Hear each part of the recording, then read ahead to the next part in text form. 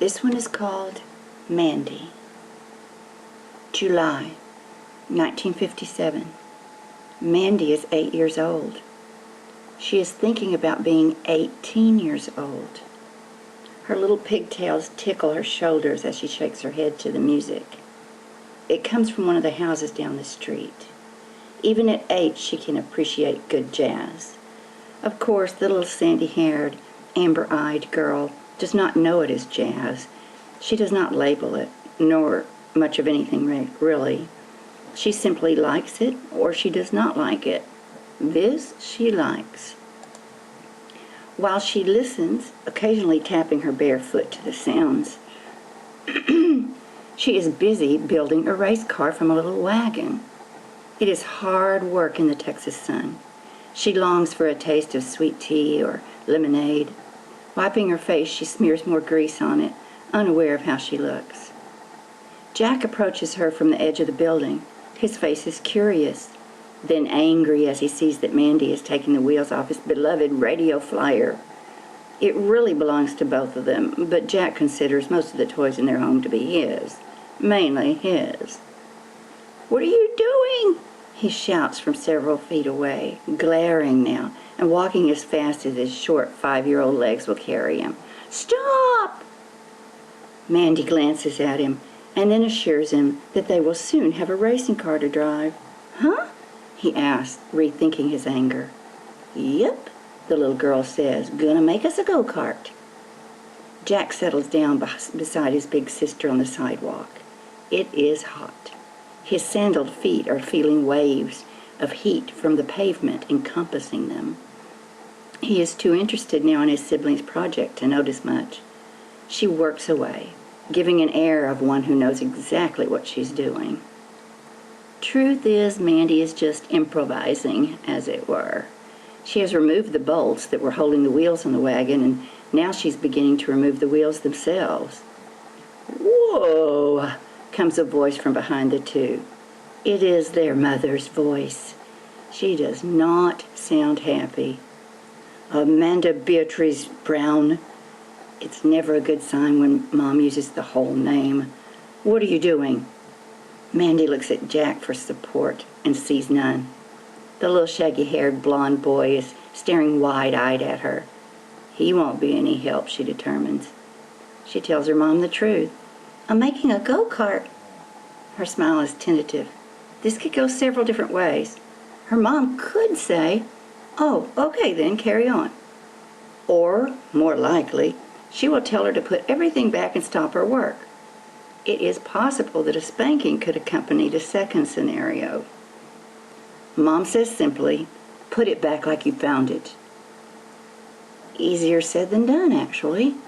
Over the last year or so, Mandy has dismantled quite a few items and has been unable to reconstruct them. There's the Cinderella watch that Grandy, her namesake, Beatrice, gave her for her last birthday. Blue and white with the diamonds around its face and the picture of the lovely Cindy on it.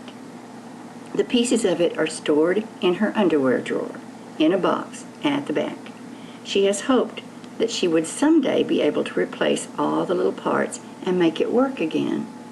The reason for taking it apart in the first place has escaped her busy little mind, and she only wishes she were 18 already, the magic age where all things become clear and the watch will once again be made whole. After another hour, the child in the cut-off jeans and the pretty red t-shirt wipes her hands on her bare legs and gingerly heads back into the house to tell her mama that she cannot figure out how to fix it. She stands in the kitchen, sweat dripping into her eyes. Her mom is busy with dinner, so she doesn't have time for scolding and says, "Your daddy can help you with it when he gets home." Relief is like a wave that fans Mandy's whole body. She was afraid she would be in big trouble. Running back outside, she parks the little red wagon up against the porch and heads off to play with a group of kids in the neighbor's yard. There is a very serious game of Red Rover going on, and she joins in the line. That evening, her daddy helps her replace the wagon wheels. He does not seem angry at all. It looks to the child in the greasy clothes as though her daddy is not even really there. He looks like somebody thinking very hard about something that little kids cannot know about. She feels his sadness, but does not know the reason for it.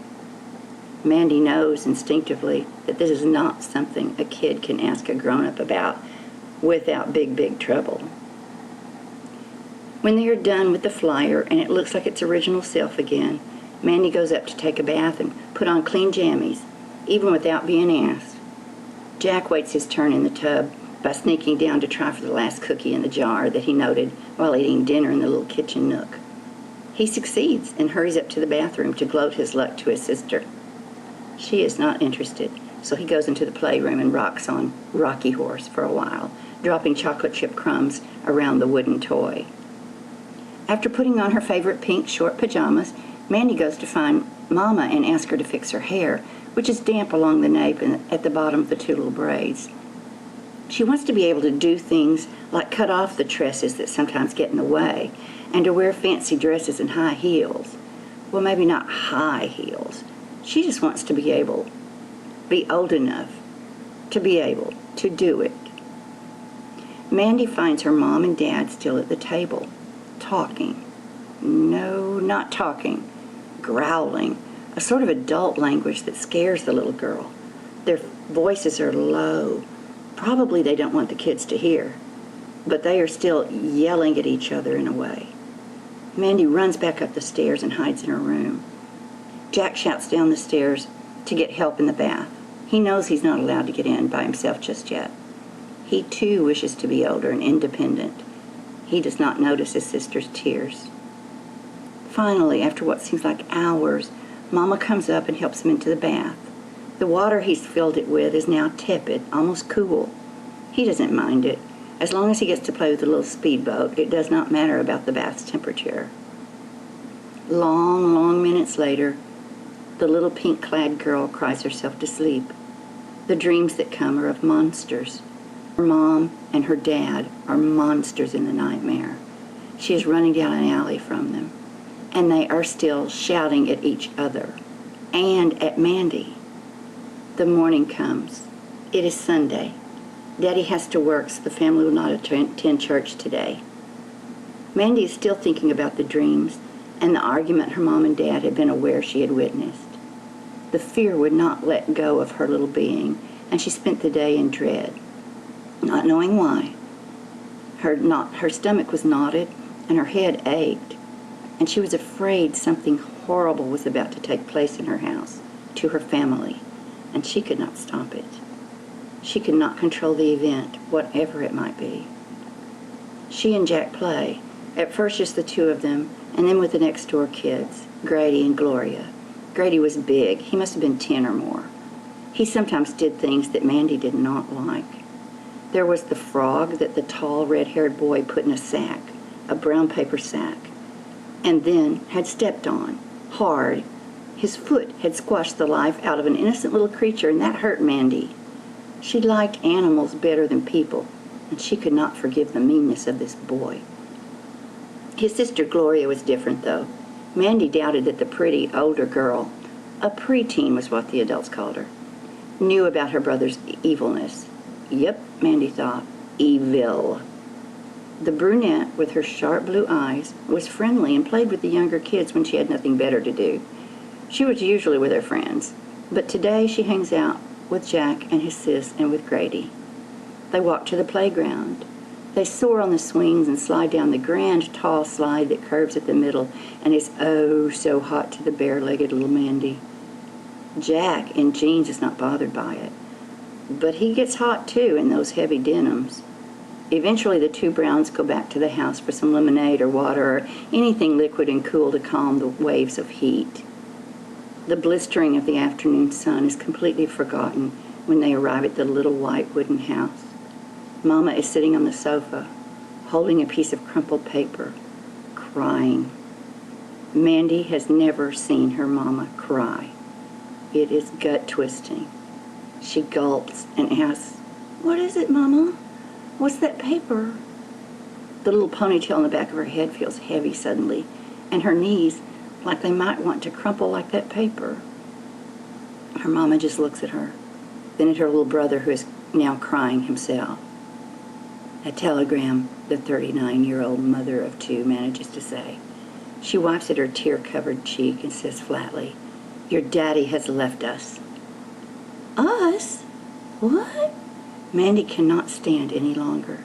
She sits down beside her mama, whose expression is changing from hurt to anger and back again. An ugly grimace then settles on her. Us? Mandy repeats.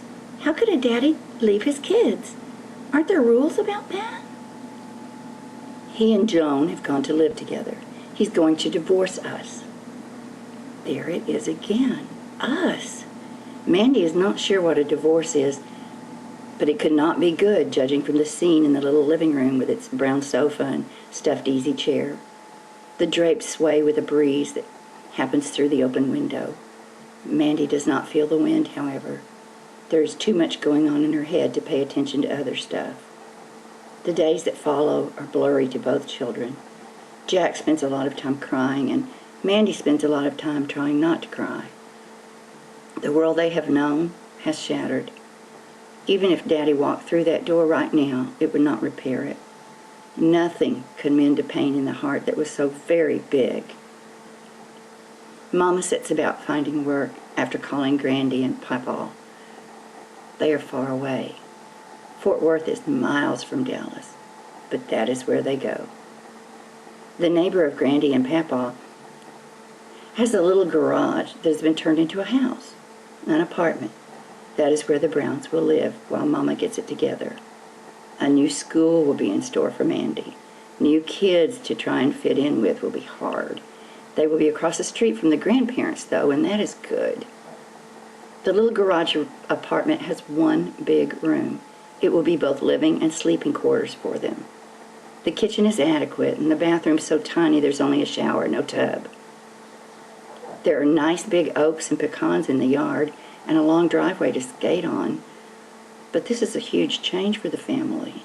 The place in Dallas has 3 bedrooms, a good-sized living room, with a great little closet hideout under the stairs. Mandy is more than sad. She is down low. Not only has she lost her daddy's love, it seems, she has lost her home, and her friends, and her teachers. She's lost a lot. So has Jack. He's not in school yet, but he loves his friends at the complex and the playground and the house itself. How will they manage? What right did anyone have to change their lives so drastically? And what has caused this strange? Is it because of the wagon? Does Daddy really not want to be with his children anymore? Are there any answers that will help? The little girl is wise beyond the 8 years she has lived. She knows that there are none. No answers that will make her sadness stop. Maybe if she had been a bit more perfect, or if she'd made better grades, or maybe she could have followed the rules more. Her father might still be with the family. Maybe he would not have gone away with Mama's friend, Joni. Well, not a friend any longer. Even an 8-year-old knows that. The bus ride with the suitcases is hard and long.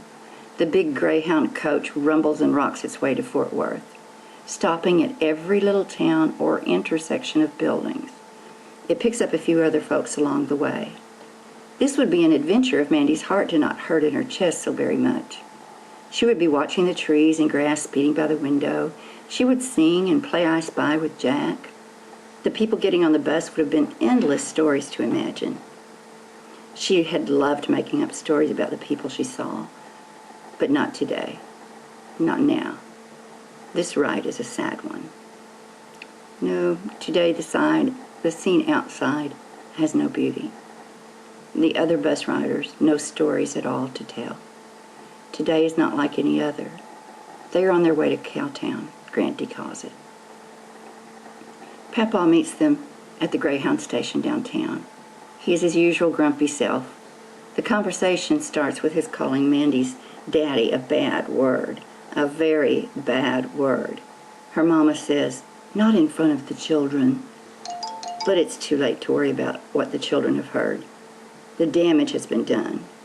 They are keenly aware that their father has done something hurtful to Mama, to the family, to Mandy and her baby brother. They have already been told by their mother that they are being shunned. Not just that their two parents have split up, but the daddy has dropped the kids as well, by the wayside, like used gum spit out in the dirt. Mandy cannot think of words bad enough to describe how she feels today. Spring, 1958. The sun is low in the sky as Mandy sits on the green, dry grass in the front yard. The lace-up Oxfords hurt her feet, and the brownish socks are ugly. But the dress, she likes that dress, her buttons and bows dress. It actually has little pictures of bows and buttons on it, in dark blue on a background of tan. The sleeves are short and puffed. There is a silky-looking sash at the waist. Mandy smooths the skirt a little and twists the hem between her thumb and forefinger. She knows there may be stains from the grass on it when she gets up, but for now, she is just enjoying sitting on the ground, alone, thinking. Mandy is 9. The year has been spent readjusting to life, or rather, adjusting to life without her daddy. He has come to see her and Jack a time or two. Always this is a scary thing. When Daddy comes, the children must determine whether to see him or not. Mama has said as much. They have to choose, either Mom or Dad, but not both. Why? Mandy holds her head in both hands, wondering why she has to choose. It's just not fair. Mama stands aside the door when Daddy arrives, and she glowers. She has folded arms and a frowny face, and it's clear to Mandy that if she chooses her daddy, she will be hurting her Mama. In the world of Mandy's mom, there's not enough room to love both of them. One must take sides. It is evident in the woman's body language, and so the children side with the Mama. And then, in the dark, after the lights are out and all are asleep except the little girl, she cries. She grieves for the life she used to know and for the daddy she has somehow lost. Mama must never know how much it pains her to choose. Mama cannot tolerate disloyalty. Mama must be pleased. After all, this is where she and her brother live now, with the Mama. They must keep her happy. The little garage apartment is now home to the child. She is attending the local elementary. She does not belong there. She knows this. But it's where she must go to, what? To learn, to spend time, to hide from the constant anger and bad feelings of her mother. She stretches a lovely cat stretch. Her legs have grown much longer. Her hair, tied back in the back in a ribbon of blue, is darker than last year. Her favorite thing is spending time with Louise, her older cousin. Louise is smart and sweet and funny and so pretty. Mandy envies her cousin. She wants to be just like her someday. She's only about 4 years older, but so grown up. She has a boyfriend and she goes to junior high school. Because Louise lives right across the street with the grandparents, they are together a lot. Saturday nights are special because Nightmare Theater is on TV. Louise comes over to the little apartment. Mama's away at work. The place is theirs. There are frequent arguments about which one of them has to get up off the big bed to turn the television to the right channel and tune in the show. They scrunch up together as they wait for whatever monster the host of the show, Gorgon, presents that evening. It is always hokey. It is always scary to the children. When it ends around 11 p.m., they again argue as to who has to go turn it off. It is wonderful horror, and it brings relief from the real nightmare that looms over Mandy's little world. A sound in her ear rouses her reverie, and Mandy looks towards the house, the big house where Mrs. Clack lives. She is the landlady. Her house has lots of rooms, the living room and a dining room as well as 2 bedrooms. It always smells of mothballs and cloves. Mandy would like to have a house like that someday. Jack comes running from the front of the Clacks' home. He's yelling something Mandy can't understand. He's smiling. "Ice cream," she hears as the boy gets closer. "The ice cream truck," he says, pointing. Now his sister can hear the Twinkle, Twinkle song playing along the street, coming from the pickup-sized purveyor of frozen goodness. The two go running to the curb, arms flailing, waving at Mr. Floyd in the truck. As he slows, Mandy realizes they have no money. The ice cream, dreamsicle is her favorite, only costs 25 cents, but they don't have 25 cents. Then Louise comes out of the grandparents' house waving at them. She has brought enough money to buy each of them a little bit of heaven on a sunny day. An hour later, Mandy is in the kitchen of the little house, washing at her arms. Sticky orange and white and pink runs down to her elbow. Her chin has gotten the brunt of the melting spill, and there's a little dab on her pretty dress. She swipes at it with a towel from the counter and then at her face. Monday. It is school picture day. Mandy wants to wear her buttons and bows dress for the photo. But Mama tells her in her most irritated voice, "You got it dirty, so you can't wear it." The yellow sundress with the white polka dots and the little jacket will have to do. Mama makes her wear her hair down with a ribbon tied round her whole head. This looks fine, but it feels awful later in the day. There will surely be a headache. There is always a headache when she has something in her hair for very long. Her mom does not understand that.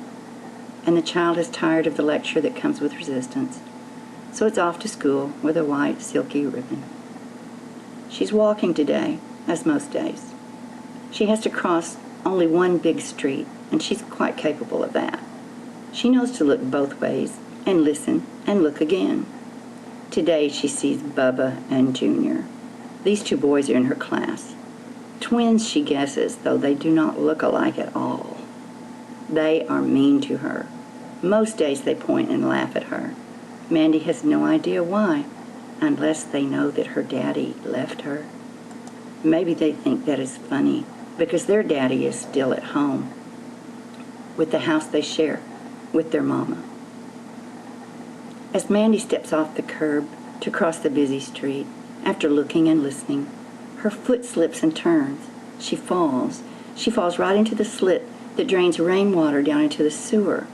There's no grate or barricade of any kind.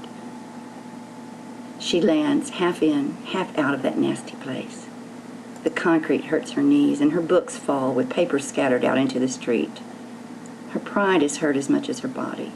It is hard to get up, but she manages. And then she hears shrill whoops of amusement from the two boys on the other side. They are enjoying the spectacle. Later, arriving home, Mandy tells no one of the incident. Her dress is intact, and so are her limbs, so she does not share her embarrassment. Instead, she runs to the giant closet in the apartment. She closes the door and sits on the floor crying. Checking her legs, she finds a small cut on one inner thigh and leaves the hideaway to find a Band-Aid. Her pictures will probably be uglier than usual, as she's been thinking rather than smiling for the camera. She just knew her face had been red and that the twin monsters had told everyone what happened. No one ever mentioned it, if they heard. Mandy's glad of that. The twins still laugh when they see her. It seems louder now. She's in the 3rd grade, and it should be fun. Going to school in the 1st, and even for a while in the 2nd grade, had been fun. Mandy had been the belle of the proverbial ball. Her 1st grade teacher made no secret of her fondness for the girl. She was on the safety council, whatever that might be, and her boyfriend was the cutest guy in the class. Mandy even had a painting featured in a contest after winning in the elementary school in the citywide school arts display. It was a picture of God, ambition much, standing with one foot on the earth and one on the moon, holding the sun, a sort of cosmic revisionist concept. In the 2nd grade, she had been crowned queen of 2nd grade. There was a party and an actual crowning ceremony presided over by her mama and her teacher. Ice cream and cake for all. Her mama had made her say, Let us have cake. She hated when she was told what to say. It irritated her a lot. But it had been fun to wear the crown and a sash that said Queen emblazoned across it in gold lettering. But the ache of the brokenness within her cannot be assuaged by any royal appointments or by piles of ice cream and cake. Nor can a little girl recover on her own from the loss that Mandy carries with her daily. Tuesday. Her brother has been sent home from school. She waits for him as usual by the door to his classroom to walk home with him. He's not there. All the others come pouring out in twos and threes, a straggler here and there. The teacher, Miss Ditsky, sees her at the door and comes over to say that Jack had to leave early. Mandy feels sick to her stomach. She had put up a fight when Mama and Daddy had brought home the little infant boy, but she would miss him if something happened. Why? She asked with tears forming. Miss Ditsky says that Mandy should ask her mom that question, and she shuts the door. Mandy rushes home. She does not stop to pick a ripe plum off the tree on the corner, nor does she dawdle along the way with the other kids. She is on a mission to find her brother and see what is wrong. He's only 6 after all. What could be wrong? When she arrives, out of breath and trembling, Mama will only say that Jack had been crying at school and the teacher sent him home. Oh, she thought to herself, oh. She's unable to stifle a sob, and her mom gives her a "now don't you start it" look. Mandy is 9 years old. She cannot defend against the adults of the world. She cannot protect herself or her brother from what they do, thoughtlessly hurting the children. She goes out to the side yard to find Jack. He sits cross-legged, his train on the grass and his thumb in his mouth. She sits beside him. For a long time they are like that, sitting, not talking, side by side, sibs against the world. They both cry for a while. Another day, like any other day.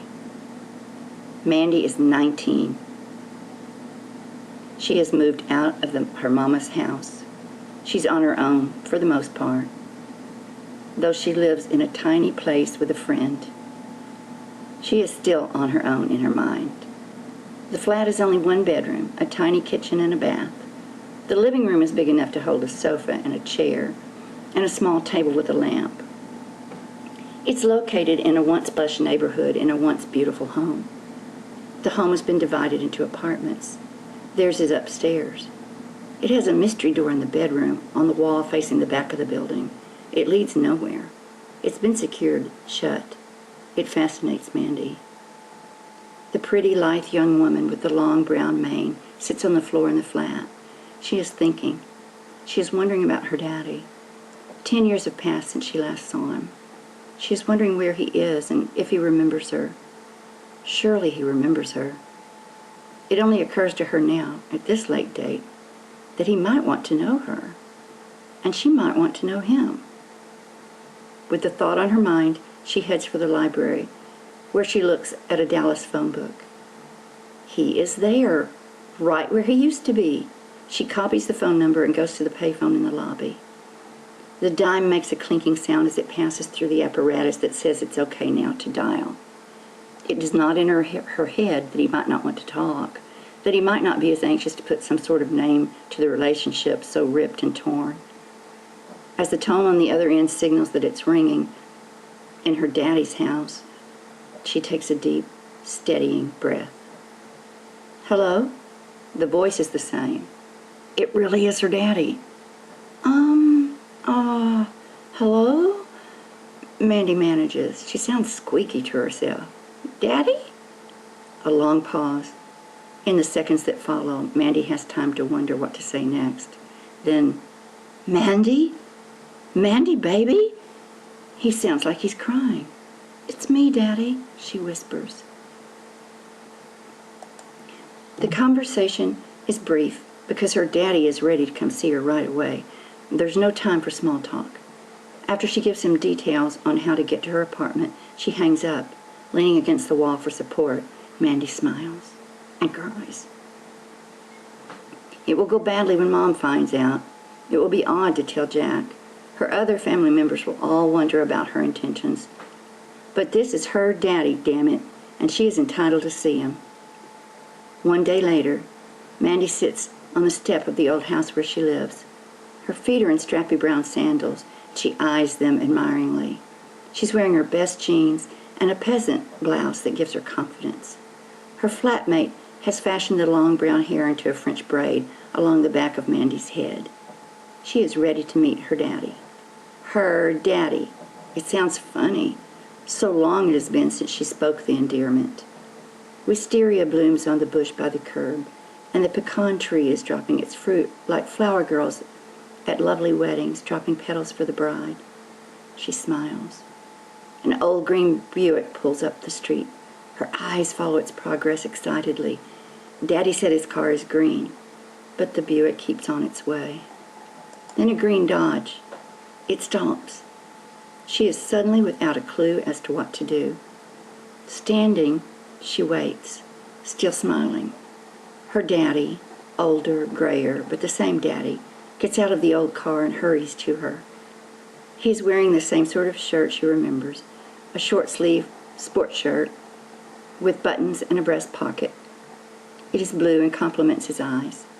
His pants are sharply pressed, black slacks. He looks handsome. There's an awkward moment when neither of them knows how to behave. Hug or no? Shake hands? Fist bump? She knows he's holding back out of respect for her feelings. Her inclination is to hug, so she goes with it, throwing caution to the wind.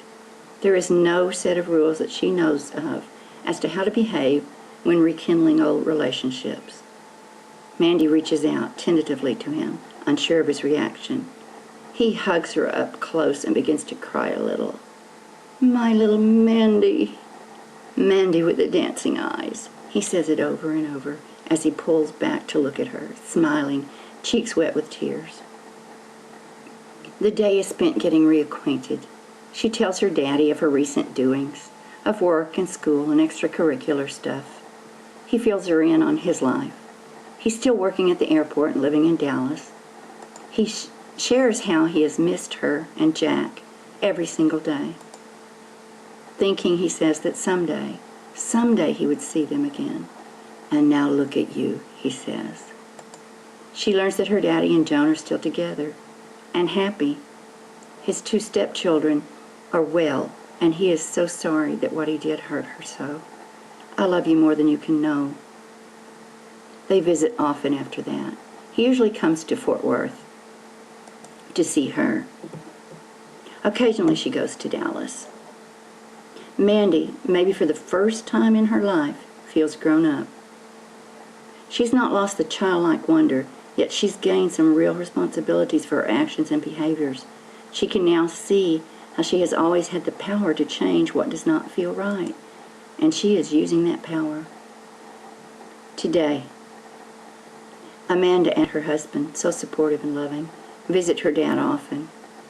Her broken heart is beginning to mend. Even after he moves to Denver, they visit. Sometimes Daddy comes to her. Other times she and Devin take road trips to Colorado. And she gets on well with Joan now. Having let go of the resentment and fear has freed her mind and her soul. Her life is better for having stepped outside the comfort zone and reached out to her father. It is well. Her mom is intermittently angry about her daughter's decision. Jack is sometimes resentful, other times more accepting. She realizes that the family thinks she's lost her mind. And, while sad, it does not matter. She has resurrected an important aspect of her life. Mandy smiles. She feels like the little girl again in the moment. Imaginary pigtails swing as her head turns. She is happy.